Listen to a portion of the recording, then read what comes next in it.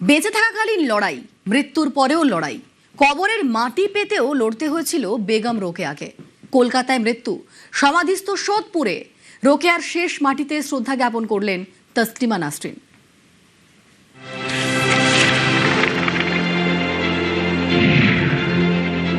নারী মাথা তুলে দাঁড়ালেই ধর্মকে অস্ত্র বানিয়ে এগিয়ে আসেন অনেকে। সেই অস্ত্রের আঘাতে নারীর মাথা চূর্ণ হয়ে যায়। ধর্মান্ধতা, পুরুষতন্ত্র, মৌলবাদ, এই তিনের বিরুদ্ধে আপোষহীন সংগ্রামের বহ্নিশিখা বেগম রোকেয়া। প্রতিবাদী এই বাঙালিনী জীবনের শেষ সময়টা কাটিয়েছেন কলকাতায়। সেখানেই মারা যান। অনেকেই বলেন, রোকেয়ার কলমের ধারে ক্ষুব্ধ ছিল রক্ষণশীল সমাজ। গোঁড়া মুসলিমদের একাংশ তার দেহ কবর দিতে বাধা দেয়। কলকাতায় শেষ মাটিটুকু পাননি রোকেয়া, ফিরতে পারেননি নিজের মাটিতেও। শোনা যায় তখন এক ব্যক্তি এগিয়ে আসেন, তার বাগান বাড়িতেই কবর দেওয়া হয় রোকেয়াকে। তার মৃতদেহ এই পানিহাটিতে নিয়ে আসা হয়।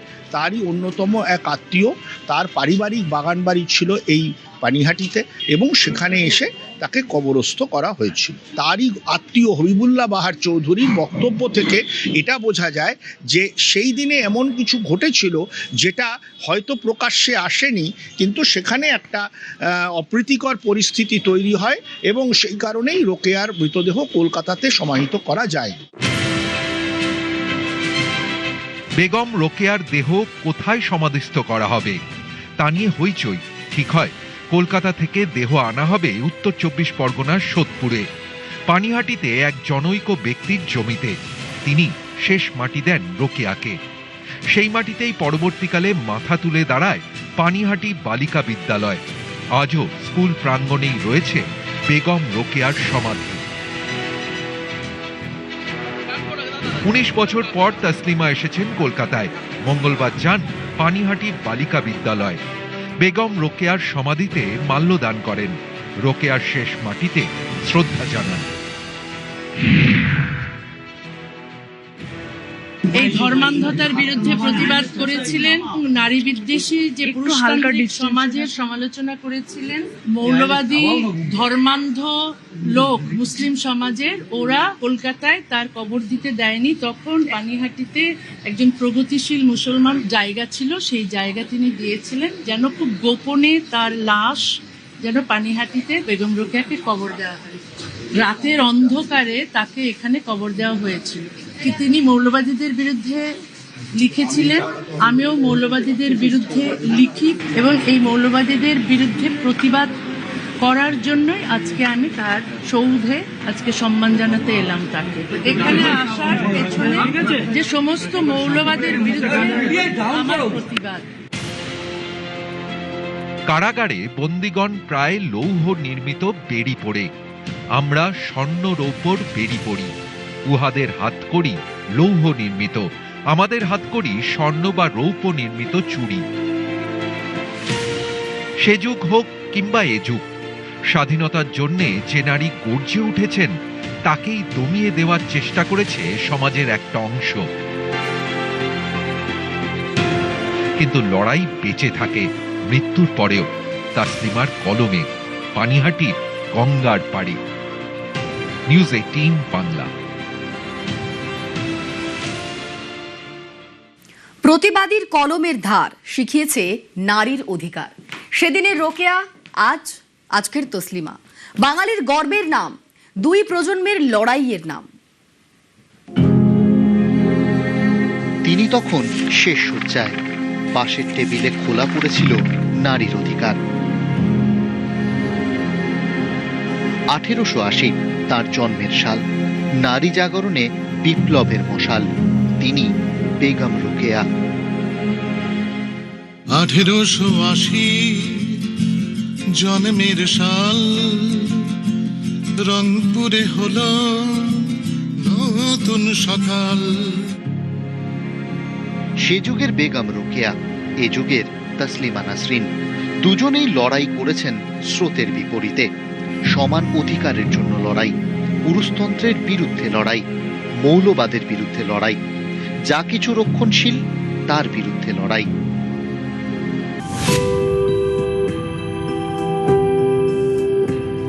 রোকেয়া খাতুন রক্ষণশীল মুসলিম ঘরের মেয়ে। বাবা কখনো স্কুলে পাঠাননি, স্কুল কলেজের গণ্ডি পেরোনো হয়নি রোকেয়ার। কিন্তু জ্ঞানের আলো থামায় কে? বাংলা, হিন্দি, উর্দু, আরবি ছিল নখদর্পণে। দিদি করিমুন্নেসা শিখিয়েছিলেন বাংলা, দাদা ইব্রাহিম শিখিয়েছিলেন ইংরেজি। দাদাকে উৎসর্গ করে পদ্মরাগে রোকেয়া লিখেছিলেন, পিতা মাতা গুরু শিক্ষক কেমন হয় আমি কেবল তোমাকেই জানি। রোকেয়ার বিয়ে হয় মাত্র 16 বছর বয়সে বিহারের ভাগলপুরের ডেপুটি ম্যাজিস্ট্রেট শাখাওয়াত হোসেনের সঙ্গে। স্ত্রীর সাহিত্য চর্চায় তিনি উৎসাহ যোগান। 1902 সালে রোকেয়ার কলমে জন্ম নেয় পিপাসা। তারপর একে একে মতিচুর, পদ্মরাগ, সুলতানার স্বপ্ন। রক্ষণশীল সমাজের বিরুদ্ধে রোকেয়ার অস্ত্র ছিল কলম।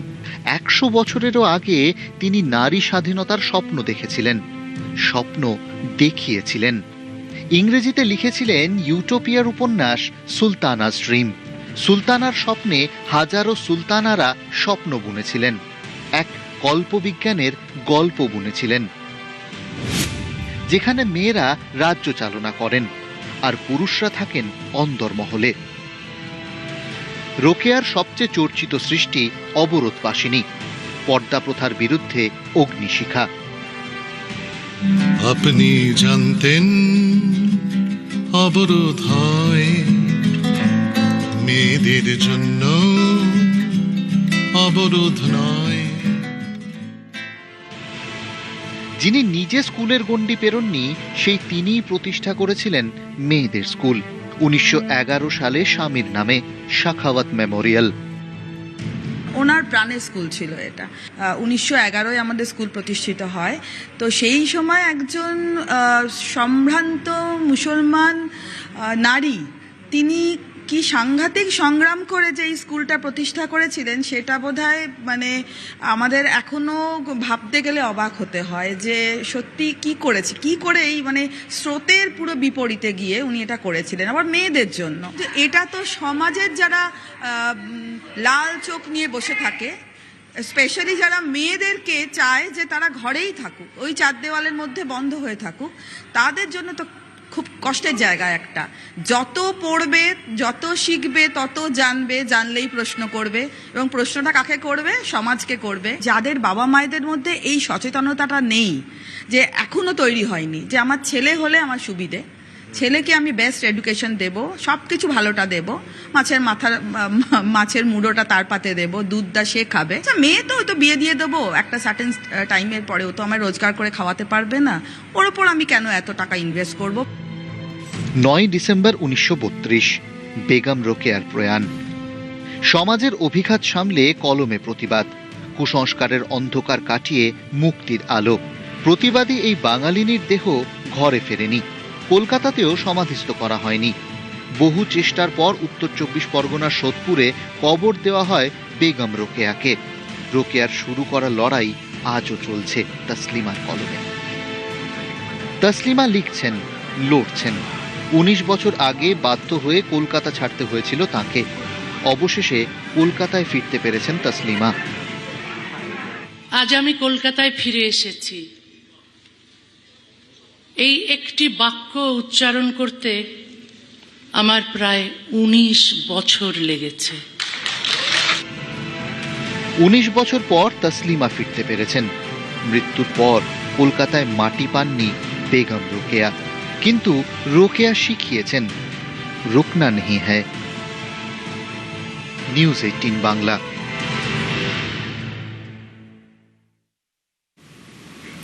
তসলিমা নাসরিনের চোখে অগস্ট তার প্রত্যাবর্তনের মাস। তবে প্রত্যাবর্তনের অপেক্ষায় থাকা শেখ হাসিনার কাছে অগস্ট শোকের, অগস্ট ষড়যন্ত্রের। 2 বছর আগে 5ই অগস্ট দেশ ছেড়ে পালাতে হয়েছিল তাকে। দীর্ঘ অজ্ঞাতবাসের পর এবার হাসিনার সামনে আসার পালা। বেছে নিয়েছেন সেই 5ই অগস্ট দিনটিকেই। কিন্তু কেন, কোন পরিস্থিতিতে দেশ ছাড়তে হয়েছিল মুজিব কন্যাকে?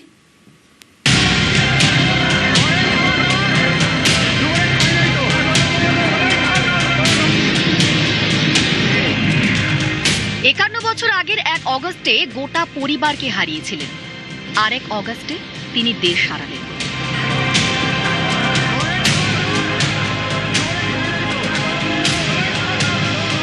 প্রেক্ষাপট তৈরি হয়েছিল 2024-এর জানুয়ারির নির্বাচনে।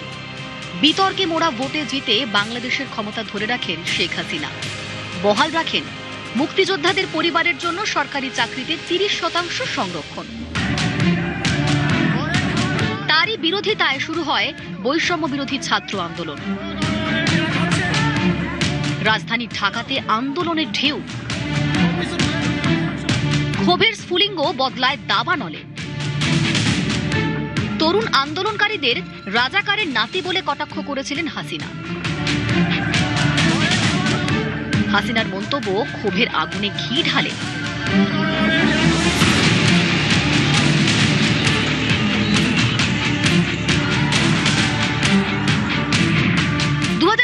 এর 1 জুলাই বৈষম্য বিরোধী আন্দোলনে উত্তাল হয়ে ওঠে রাজধানী ঢাকা। জুলাইয়ের মাঝামাঝি পৌঁছে আন্দোলন হয়ে ওঠে রক্তক্ষয়ী। আন্দোলনকারীদের সঙ্গে বাংলাদেশ পুলিশ ও নিরাপত্তা বাহিনীর দফায় দফায় সংঘর্ষ, প্রাণহানি, রক্তপাত, গ্রেফতারি, হাহাকার।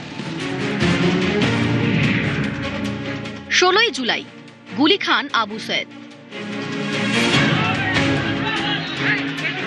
18 জুলাই মীর মুগ্ধ সহ আরো 2 ছাত্রের মৃত্যু।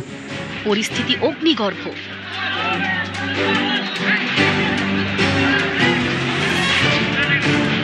বাঁধ ভেঙে যায় 4 অগস্ট। আন্দোলন এবার অসহযোগের।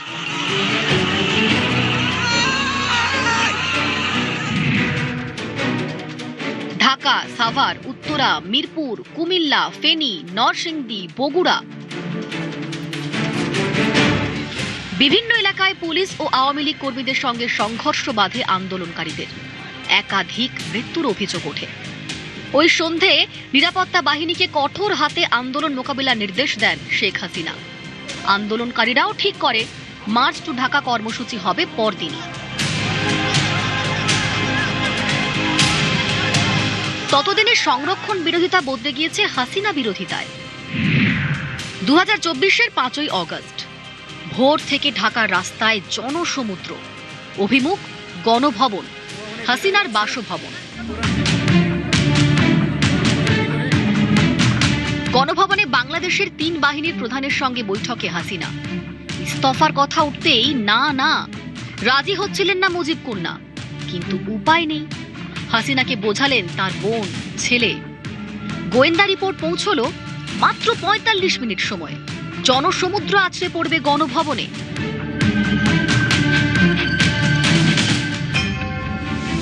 দুপুর 12টা বোন রেহানাকে নিয়ে গাড়িতে রাষ্ট্রপতি ভবনে পৌঁছন হাসিনা।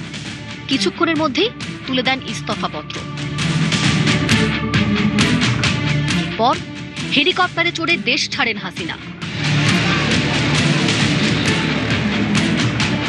হাসিনাকে উচ্ছেদ, মুজিবের মূর্তিতে হাতুড়ি।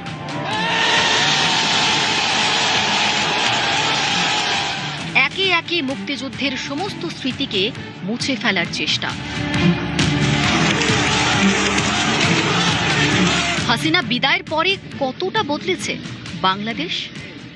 ছাত্র আন্দোলন বাংলাদেশের 24-এ আমাদের বোকা বানিয়েছিল। কারণ আমরা ভেবেছিলাম সত্যিকার সব ছাত্ররা এসেছে, তারা কোটা উঠিয়ে দিতে চাইছে।